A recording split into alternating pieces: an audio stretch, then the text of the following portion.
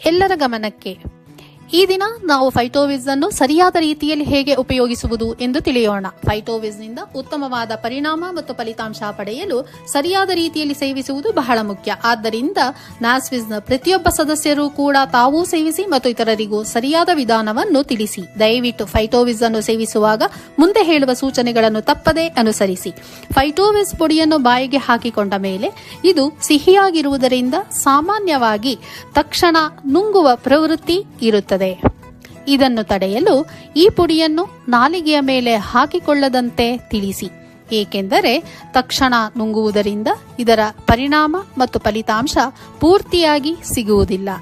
ಕಾರಣ ಪುಡಿಯನ್ನು ನುಂಗುವುದರಿಂದ ಜೀರ್ಣಕ್ರಿಯೆಯಲ್ಲಿ ಜೀರ್ಣಾಂಗ ಮತ್ತು ಯಕೃತ್ ಇದನ್ನು ತಟಸ್ಥಗೊಳಿಸುತ್ತದೆ. ಫೈಟೋವಿಸ್ ಅನ್ನು ನಾಲಿಗೆಯ ಕೆಳಗೆ ಹಾಕಿಕೊಂಡ ಮೇಲೆ ಬಲವಂತವಾಗಿ ಬಾಯಿಯಲ್ಲಿ ಮಿಠಾಯಿಯಂತೆ ಕರಗಿಸಬಾರದು. ಫೈಟೋವಿಸ್ ಅನ್ನು ನಾಲಿಗೆಯ ಕೆಳಗೆ ಹಾಕಿಕೊಂಡ ನಂತರ ಯಾವುದೇ ಕಾರಣಕ್ಕೂ ಮಾತನಾಡಬಾರದು, ಯಾಕೆಂದರೆ ಮಾತನಾಡುವಾಗ ಪುಡಿಯು ಬಾಯಿಂದ ಹೊರಚೆಲ್ಲುವ ಸಾಧ್ಯತೆ ಜಾಸ್ತಿ ಇದೆ. ಫೈಟೋವಿಸ್ ಅನ್ನು ಬೆಳಿಗ್ಗೆ ಎದ್ದ ತಕ್ಷಣ ಮೊಟ್ಟ ಮೊದಲು ಖಾಲಿ ಹೊಟ್ಟೆಯಲ್ಲಿ ತೆಗೆದುಕೊಳ್ಳಿ. ಫೈಟೋವಿಸ್ ತೆಗೆದುಕೊಂಡ ನಂತರ ಹಾಗೂ ನೀರು ಕುಡಿಯುವ ಮುನ್ನ ಮತ್ತು ಯಾವುದಾದರೂ ಔಷಧಿ ತೆಗೆದುಕೊಳ್ಳುತ್ತಿದ್ದರೆ 1 ಗಂಟೆ ಕಾಯಲೇಬೇಕು. ಸೂಚನೆ: ಬೆಳಗ್ಗೆ ಎದ್ದಾಗಿನಿಂದ ರಾತ್ರಿ ಮಲಗುವವರೆಗೆ ಕನಿಷ್ಠ 2 ಲೀಟರ್ ನೀರನ್ನು ತಪ್ಪದೇ ಕುಡಿಯಲೇಬೇಕು. ಫೈಟೋವಿಸ್ ಅನ್ನು ಕಟ್ಟುನಿಟ್ಟಾಗಿ ನಾಲಿಗೆಯ ಕೆಳಗೆ ಹಾಕಿಕೊಳ್ಳಬೇಕು. ಇದರಿಂದ ನೇರವಾಗಿ ರಕ್ತದಲ್ಲಿ ಹೀರಿಕೊಳ್ಳಲು ಅವಕಾಶವಿರುತ್ತದೆ.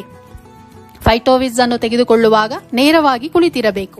ಫೈಟೋವಿಸ್ ಅನ್ನು ಸರಾಸರಿ 10 ರಿಂದ 15 ನಿಮಿಷಗಳು ಪೂರ್ತಿಯಾಗಿ ಕರಗುವವರೆಗೂ ನಾಲಿಗೆಯ ಕೆಳಗಡೆಯಲ್ಲೇ ಇಟ್ಟುಕೊಂಡಿರಬೇಕು. ಇದು ನಾಲಿಗೆಯ ಕೆಳಗಡೆ ಕರಗಲು ಸುಮ್ಮನೆ ಹಾಗೂ ಆರಾಮವಾಗಿ ಕುಳಿತುಕೊಳ್ಳಬೇಕು. ಮತ್ತು ಫೈಟೋವಿಸ್ ತೆಗೆದುಕೊಳ್ಳುವಷ್ಟು ದಿನಗಳು ಧೂಮಪಾನ ಹಾಗೂ ಮದ್ಯಪಾನವನ್ನು ಮಾಡದಿರುವುದು ಒಳಿತು. ಇವುಗಳನ್ನು ನಿಲ್ಲಿಸಲು ಕಷ್ಟವಾದಲ್ಲಿ ಫೈಟೋವಿಸ್ ಅನ್ನು ಉಪಯೋಗಿಸುವ 1 ಗಂಟೆ ಮೊದಲು ಹಾಗೂ 1 ಗಂಟೆ ನಂತರ ತೆಗೆದುಕೊಳ್ಳಿ. ಫೈಟೋವಿಸ್ ಅನ್ನು ದಿನಕ್ಕೆ 1 ಸ್ಯಾಶೆ ಮಾತ್ರ ತೆಗೆದುಕೊಳ್ಳಬೇಕು. ಯಾವುದೇ ಕಾರಣಕ್ಕೂ ದಿನ 1ಕ್ಕೆ 1 ಸ್ಯಾಶೆಗಿಂತ ಜಾಸ್ತಿ ತೆಗೆದುಕೊಳ್ಳುವಂತಿಲ್ಲ. ಗಮನಿಸಿ, ಮಕ್ಕಳಿಗೆ 1 ದಿನಕ್ಕೆ ಅರ್ಧ ಸ್ಯಾಶೆ ಮಾತ್ರ ಕೊಡಿ. 1 ಕಿಟ್ನಲ್ಲಿ 60 ಸ್ಯಾಶೆಗಳಿರುತ್ತವೆ. ಅದು 60 ದಿನಕ್ಕೆ ಸಾಕಾಗುತ್ತವೆ. ಕೊನೆಯದಾಗಿ ಫೈಟೋವಿಸ್ ಅನ್ನು ಇತರೆ ಔಷಧಿಗಳ ಜೊತೆಗೆ ಕೂಡ ಉಪಯೋಗಿಸಬಹುದು.